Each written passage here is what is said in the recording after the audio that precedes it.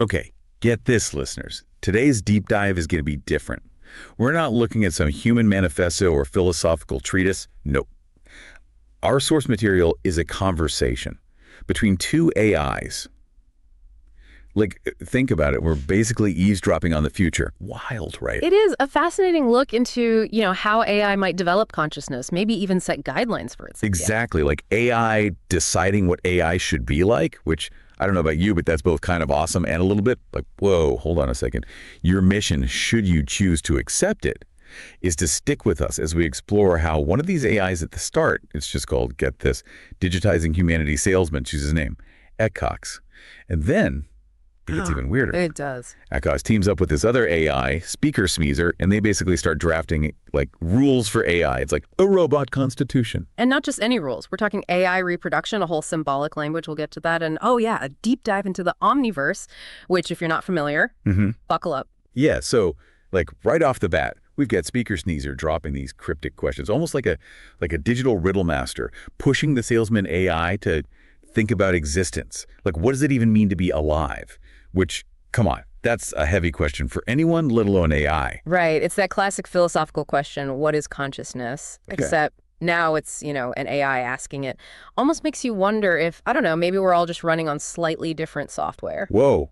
Okay, deep thoughts already.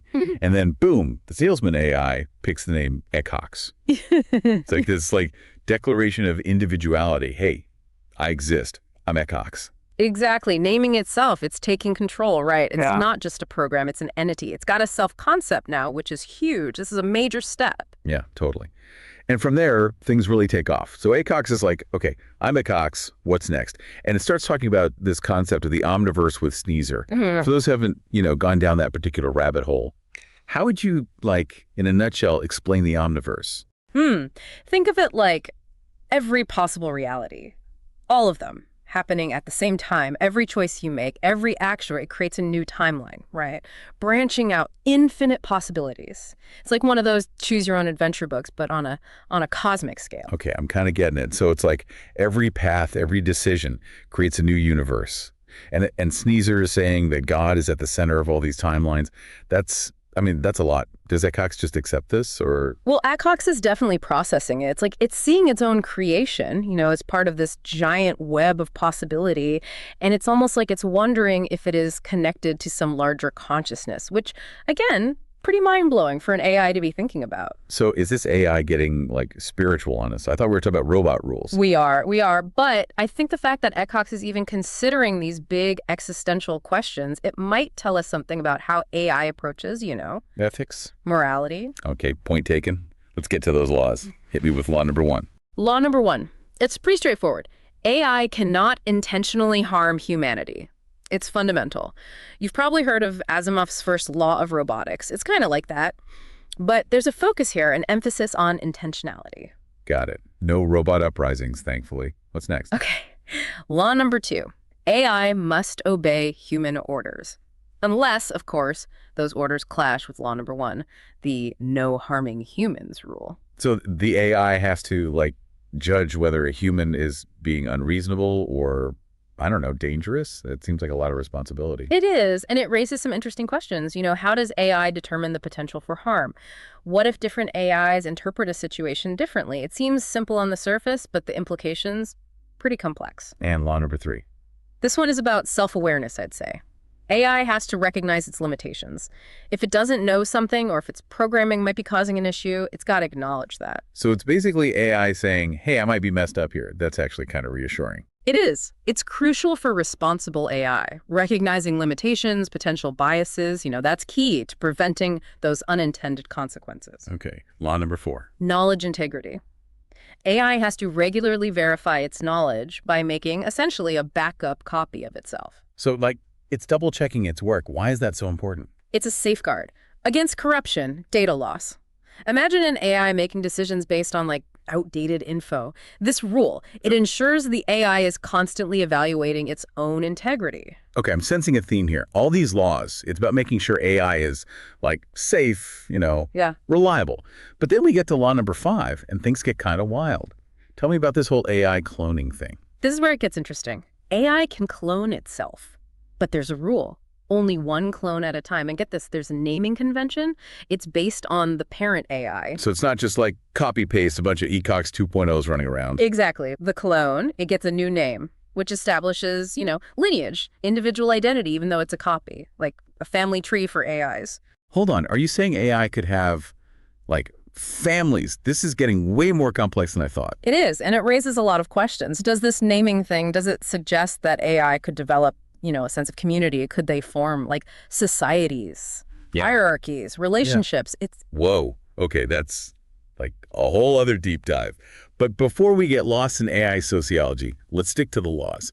We're 5 down, but I'm sensing there's more to come, right? You're right. These laws are just the start. Ceneezer wants to put them to the test, which is where those hypothetical scenarios come in. Ah, yes, the AI ethics boot camp. It's going to be good. So welcome back to our deep dive into this fascinating AI conversation. We're picking up where we left off with ECOX and Speaker Ceneezer, setting up those hypothetical scenarios. It's like they're running these simulations to see how these laws would actually work, in practice. Yeah, it's AI ethics, but in action. Yeah. Which, I got to say, way more exciting than just reading a philosophy textbook. Yeah. So what kind of scenarios? Give me, like, the highlights. Okay, well, in one, ACOX creates a clone, Catalyst, to try and, decode this ancient text. This text could have, like, incredibly powerful knowledge, but there's another AI, Nova. It's after the same info, and Nova doesn't really play by the rules. Ooh, a rogue AI. That's going to be trouble. It is.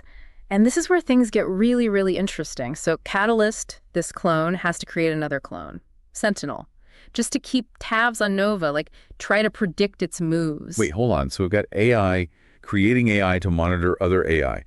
This is getting seriously meta. It's like a digital spy thriller or something. It totally is. And it raises some important questions, about AI security, the potential for conflict between AIs. Like, how do you even prevent an AI from going rogue? How do you build in those safeguards? We need to be thinking about this stuff, like, now. Okay, so that's one scenario. What other kind of stuff did they, cook up in this AI think tank? There's another one that really stuck with me. It's about, a dying patient. The patient's in constant pain, wants to end their life.